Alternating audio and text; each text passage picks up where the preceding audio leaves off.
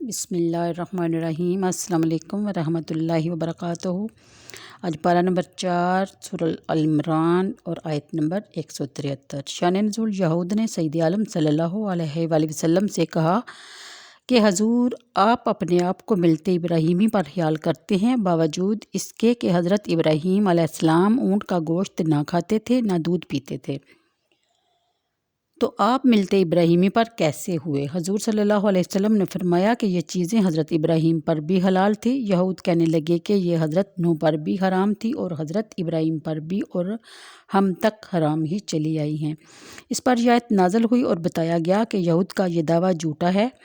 یہ چیزیں حضرت ابراہیم اور حضرت اسماعیل اور اسحاق و یعقوب پر بھی حلال تھی۔ حضرت یعقوب نے کسی سبب اپنے اوپر حرام فرمایا اور یہ حرمت ان کی اولاد میں باقی رہے۔ یہود نے اس کا انکار کیا تو نبی کریم صلی اللہ علیہ وآلہ وسلم نے فرمایا کہ توریت اس مضمون پر ناطق ہے، اگر تمہیں امکان ہے تو توریت لاؤ، مگر وہ اس بات پر راضی نہ ہوئے اور اس سے ثابت ہو گیا کہ وہ جھوٹے ہیں اور انہیں شرمندگی اٹھانی پڑی۔ اس سے یہ بھی ثابت ہوا کہ پچھلی امتوں میں احکام منسوخ ہوتے رہتے تھے اور اس میں یہود کا رد ہے جو نسخ کے قائل نہ تھے۔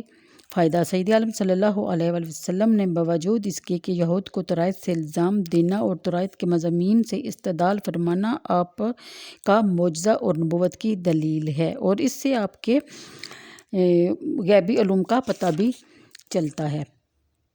174 کہ ملت ابراہیمی میں اونٹ کا گوشت اور دودھ اللہ نے حرام کیا، جو یہ کہے تو وہ ظالم ہے، اس نے اللہ پر جھوٹ باندھا۔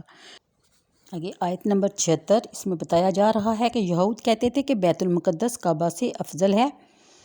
اس پر یہ آیت نازل ہوئی جس میں یہ بتایا گیا کہ کعبہ شریف افضل ہے، جو بیت المقدس سے 40 سال قبل بنایا گیا، اور اس میں تمام عبادت گاہوں سے زیادہ عبادت کا ثواب ہے۔ اس میں اس کی حرمت کی نشانیوں میں سے یہ بھی بتایا گیا کہ پرند بھی اس پر نہیں بیٹھتے تھے، جب اڑ کر وہاں پہنچتے تو اپنی اڑان ادھر ادھر کر لیتے تھے۔ باوجود یہ کہ جو پرند بیمار ہوتے وہ اپنے علاج کے لیے کعبہ شریف کی ہوا میں آتے تھے۔ اس سرزمین پر کتے بھی ہرن کے پیچھے نہیں بھاگتے تھے، یعنی شکار نہیں کرتے تھے، اور لوگوں کے دل خود بخود اس کی طرف مائل ہوتے ہیں اور آنسو جاری ہو جاتے ہیں، اور جو کوئی جان بوجھ کر اس کی بے حرمتی کرتا ہے وہ تباہ و برباد ہو جاتا ہے۔ اور یہ بھی بتایا گیا کہ ہر جمعہ کی شب اس کے گرد ارواح اولیاء جمع ہوتی ہیں۔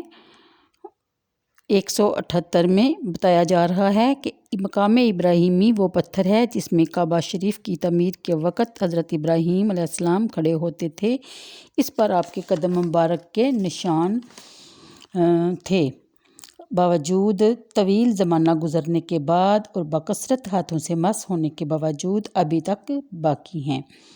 179 میں بتایا جا رہا ہے کہ کعبہ شریف، یہاں تک کہ اگر کوئی قتل کر کے حرم شریف میں داخل ہو جائے تو وہاں اس کو قتل نہ کیا جائے، نہ اس پر حد قائم کی جائے۔ حضرت عمر رضی اللہ تعالیٰ عنہ نے فرمایا کہ اگر میرے والد خطاب کا قاتل بھی مجھے حرم شریف میں مل جائے تو میں اس کو بھی چھوڑ دوں، یہاں تک کہ جب تک وہ حرم شریف سے باہر نہ نکلے۔ 180 میں بتایا جا رہا ہے، اس آیت میں حج کی فرضیت کا بیان ہے کہ حج کے لیے استطاعت شرط ہے۔ حدیث شریف میں ہے کہ نبی کریم صلی اللہ علیہ وآلہ وسلم نے فرمایا، توشہ یعنی کھانے پینے کا انتظام اس قدر ہونا چاہیے کہ جا کر واپس آنے تک کافی ہو، اور واپسی کے وقت تک اہل و عیال کے نان نفقہ کا بھی کے علاوہ ہونا چاہیے۔ راہ کے امن بھی ضروری ہے، کیونکہ بغیر اس کے استطاعت ثابت نہیں ہوتی۔ اگر استطاعت رکھنے کے باوجود فرض قطعی کا منکر ہے کوئی تو وہ کافر ہے، اس سے اللہ کی ناراضگی بھی ظاہر ہوتی ہے۔ تو آج کے لیے اتنا ہی، مجھے دیجیے اجازت، انشاءاللہ پھر اگلی آیتوں کا ذکر ہوگا۔ تو ویڈیو کو لائک اور شیئر کر دیا کریں، اپنا اور اپنے پیاروں کا بہت خیال رکھیں، اور سب کو عید مبارک۔ اوکے جی، اللہ حافظ۔